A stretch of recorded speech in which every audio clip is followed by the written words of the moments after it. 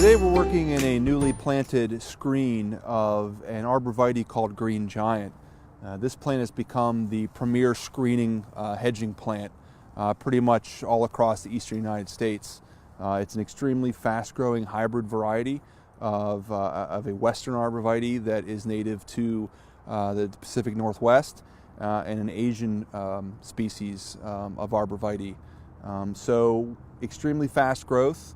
In some cases 3 feet or more per year. And one of the nice aspects of this is that it's very highly deer resistant. So for those folks who live in areas where our four-legged friends are very much an issue, this is an excellent choice in that they will not choose to browse this. Again, nothing's deer proof, but this is as close as it gets.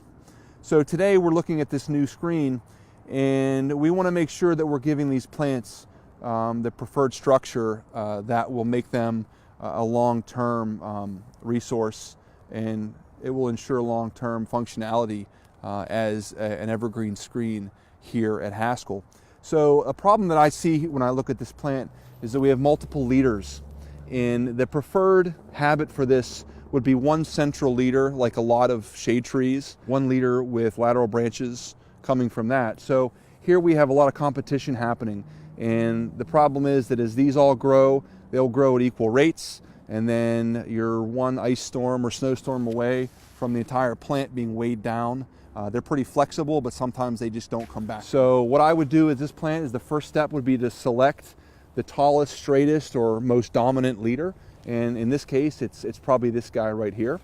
And then I want to go back to some of these competing leaders and prune them back to a lateral branch that would no longer compete with the main leader. So in this case, we're not shy.